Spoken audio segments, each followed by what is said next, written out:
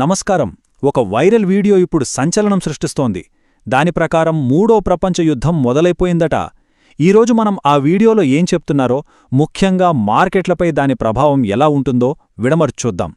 సరే, ముందుగా ఆ వీడియోలో చెప్పిన అత్యంత సంచలనమైన విషయంతోనే మొదలుపెడదాం. ఆ స్టేట్మెంట్ ఏంటంటే, మిత్రులారా, మూడో ప్రపంచ యుద్ధం మొదలైంది. అయితే ఈ యుద్ధం ప్రకటించారు అనడానికి అసలు ఆధారమేంటి? ఆ వీడియో ఏం చెప్తుందంటే, అమెరికా, ఇజ్రాయిల్ రెండూ కలిసి ఇరాన్పై ఒక పెద్ద సైనిక చర్య మొదలుపెట్టాయట. ఇక్కడో ఆసక్తికరమైన విషయమేంటంటే, ఈ దాడికి ఎంచుకున్న టైమింగ్ ఇది చాలా వ్యూహాత్మకంగా జరిగిందని ఆ వీడియో చెప్తోంది. ఎందుకంటే మార్కెట్లో మూసి ఉన్నప్పుడు, అంటే శనివారం రోజున దాడి చేశారు. దానివల్ల వెంటనే మార్కెట్లో కుప్పకూలిపోయే ప్రమాదం ఉండదన్నమాట. అదొక ప్లాన్ అని వాళ్ళంటున్నారు. ఈ జాయింట్ ఆపరేషన్కి రెండు దేశాలు రెండు వేర్వేరు పేర్లు పెట్టుకున్నాయి. చాలా పవర్ఫుల్ పేర్లు. అమెరికా ఏమో దీన్ని ఆపరేషన్ ఎపిక్ ఫ్యూరీ అంటుంటే, ఇజ్రాయెల్ ఆపరేషన్ రోరింగ్ లయన్ అని పేరు పెట్టింది. సరే, ఈ ఆపరేషన్ పేరు విన్నాం కదా, మరి దీని వివరాల్లోకి వెళ్తే అసలు వాళ్ళ టార్గెట్స్ ఏంటి? ఆ వీడియో ప్రకారం వాళ్ళు వేటిని లక్ష్యంగా చేసుకుని దాడి చేశారు? ఆ వీడియో ప్రకారం టార్గెట్ చాలా క్లియర్గా ఉంది. ఇరాన్ యొక్క న్యూక్లియర్ ప్రోగ్రాంని దెబ్బతీయడం. అందుకోసమే నటాంజ్, ఫోర్డో, ఇస్ఫహాన్ ఇలాంటి కీలకమైన అణు కేంద్రాలనే టార్గెట్ చేశారట. సో సింపుల్గా చెప్పాలంటే, ఈ దాడులు వెనుక ఉన్న అసలు వ్యూహమేంటంటే, ఇరాన్ను అణుశక్తిగా మారకుండా ఆపేయడమే. మరి ఇరాన్ ఊరుకుందా? ఆ వీడియో చెప్తున్న దాని ప్రకారం అస్సలో లేదు.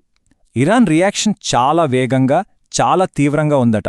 వాళ్ళ రివల్యూషనరీ గార్డ్స్ వెంటనే గల్ఫ్ రీజియన్లోని అమెరికన్ బేస్ల మీద, బహ్రెయిన్, ఖతార్లలో ఉన్న ముఖ్యమైన సైనిక స్థావరాల మీద ఎదురుదాడులు మొదలుపెట్టారట. ఓకే, ఇంత పెద్ద జియోపొలిటికల్ టెన్షన్ నడుస్తుంటే మార్కెట్లెలా రియాక్ట్ అయ్యాయి? ఊహించినట్టే గ్లోబల్ అసెట్స్లో ఒక పెద్ద కల్లోలమే మొదలైంది. ఇలాంటి టైంలో మార్కెట్ బిహేవియర్ని వివరించడానికి ఒక పదం వాడతారు. అదే రిస్క్ ఆఫ్ సెంటిమెంట్. అంటే ఏమీ లేదు, మార్కెట్లో భయం, అనిశ్చితి పెరిగినప్పుడు ఇన్వెస్టర్లు రిస్క్ ఉన్న యాసెట్స్ అమ్మేసి సేఫ్గా ఉండే వాటివైపు వెళ్ళిపోతారు. సింపుల్గా అదే. దీని ఎఫెక్ట్ ఏంటంటే, మార్కెట్ రెండుగా చీలిపోయింది. ఒకవైపు బంగారం, వెండి లాంటి సేఫ్ అసెట్స్, అంటే సేఫ్ హెవెన్స్ అంటాం కదా, వాటి రేట్లు పెరిగాయి. ఇంకోవైపు బిట్కాయిన్, స్టాక్స్ లాంటి రిస్కీ అసెట్స్ భారీగా పడిపోయాయి. ఈ నంబర్స్ చూస్తే ఆ రిస్క్ ఆఫ్ సెంటిమెంట్ మనకు క్లియర్గా అర్థమవుతుంది. చూడండి, బంగారం రేట్ ఏకంగా 5.5% పెరిగింది. వెండి కూడా 2.7% పెరిగింది. కానీ అదే టైంలో బిట్కాయిన్ 3% పడిపోయింది. అయితే ఈ సేఫ్ వర్సెస్ రిస్కీ అసెట్స్ మధ్య తేడా కేవలం మార్కెట్ నంబర్లకే సంబంధించింది కాదు. దీని వెనకాల పెద్ద ఆర్థిక ప్రభావాలు, ఇంకా రోజురోజుకి పెరుగుతున్న గ్లోబల్ టెన్షన్స్ ఉన్నాయి. 21%. ఈ నంబర్ ఏంటో తెలుసా? ప్రపంచంలోని మొత్తం ఆయిల్ సప్లైలో స్ట్రెయిట్ ఆఫ్ హార్మూజ్ గుండా వెళ్లే వాటా ఇది. ఇప్పుడు ఈ యుద్ధం వల్ల ఈ రూట్ చాలా ప్రమాదకరంగా మారిపోయిందని ఆ వీడియో హెచ్చరిస్తోంది. మరి ఈ గ్లోబల్ ఇష్యూస్ ఇండియా మీద ఎలా ప్రభావం చూపిస్తాయి? ఆ వీడియో ప్రకారం ఇది మనకు పెద్ద దెబ్బే. ఎందుకంటే మనం ఎక్కువగా ఆయిల్ని దిగుమతి చేసుకుంటాం. సో క్రూడ్ ఆయిల్ రేట్లు పెరిగాయంటే అది మన ఎకానమీకి చాలా నెగటివ్. దీనివల్ల మన స్టాక్ మార్కెట్లో గ్యాప్ డౌన్ ఓపెనింగ్ ఉండే అవకాశం ఉందని వాళ్ళు సూచిస్తున్నారు. అంతేకాదు, ఆ వీడియో ప్రకారం ఈ గొడవ కేవలం యుఎస్, ఇజ్రాయెల్, ఇరాన్ మధ్య మాత్రమే లేదు. ఇది ఇంకా విస్తరిస్తోంది. ఒక రీజనల్ కాన్ఫ్లిక్ట్లా మారుతోంది. ఉదాహరణకు, అదే సమయంలో పాకిస్తాన్, ఆఫ్ఘనిస్తాన్ మధ్య కూడా యుద్ధం మొదలైందని ఆ వీడియోలో ఉంది. ఓకే, ఇంత కన్ఫ్యూజన్, ఇంత వొలటాలిటీ ఉన్నప్పుడు ఒక ట్రేడర్ ఏం చెయ్యాలి? దీనిక్కూడా ఆ వీడియోలో కొన్ని ప్రాక్టికల్ స్ట్రాటజీస్ చెప్పారు. అవేంటో చూద్దాం. ఇలాంటి సిచ్యువేషన్స్లో ఆ వీడియో వాళ్ళు బార్బెల్ అప్రోచ్ అనే స్ట్రాటజీని ఫాలో అవ్వమంటున్నారు. ఇది ట్రేడర్లు వాడే ఒక టెక్నిక్.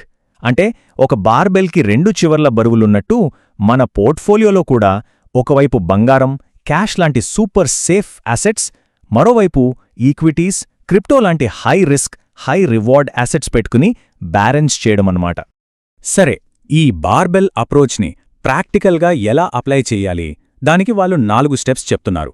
ఫస్ట్, రిస్కీ పొజిషన్స్ నుంచి బయటకొచ్చేయడం. సెకండ్, క్యాష్ ఇంకా గోల్డ్ హోల్డ్ చేయడం. థర్డ్, క్రూడ్ ఆయిల్ మూవ్మెంట్ని జాగ్రత్తగా గమనించడం. ఇంకా fourth, sell on rise strategy వాడటం. అంటే మార్కెట్ పెరిగినప్పుడల్లా అమ్మడం. అయితే ఆ వీడియోలో మాట్లాడిన వ్యక్తి తన పర్సనల్ స్ట్రాటజీ కొంచెం వేరుగా ఉంటుందన్నారు. ఆయన ఏం చెప్తున్నారంటే, నా అప్రోచ్ సింపుల్, నేను మార్కెట్ పడినప్పుడు కొంటాను. అంటే ఆయన ఈ పతనాన్ని కూడా ఒక బయింగ్ ఆపర్చునిటీగా చూస్తున్నారన్నమాట. అసలు యుద్ధమంటే ఎంత ఖర్చుతో కూడుకున్న పని? ఆ వీడియోలో ఇచ్చిన డేటా ప్రకారం జస్ట్ 2 దేశాల మధ్య యుద్ధం జరిగినా సరే దానికయ్యే ఖర్చు అక్షరాలా $6 బిలియన్. ఇక చివరగా ఈ విశ్లేషణ అంతా మనల్ని ఒకే ఒక్క పెద్ద ప్రశ్న దగ్గర ఆపేస్తుంది. ఇప్పుడు జరుగుతున్న ఈ చిన్న చిన్న ప్రాంతీయ ఘర్షణలు నిజంగా మూడో ప్రపంచ యుద్ధానికి దారితీస్తాయా? ఇలాంటి మరిన్ని ఫైనాన్షియల్ స్ట్రాటజీల గురించి తెలుసుకోవాలనుకుంటే తప్పకుండా సబ్స్క్రైబ్ చేసుకోండి. ఈ సమాచారం స్నేహితులకు కూడా హెల్ప్ అవుతుందనుకుంటే వాళ్ళతో షేర్ చేయండి. ఆర్థిక ప్రయాణంలో ఇదొక మంచి స్ఫూర్తినిస్తుందని ఆశిస్తున్నాం.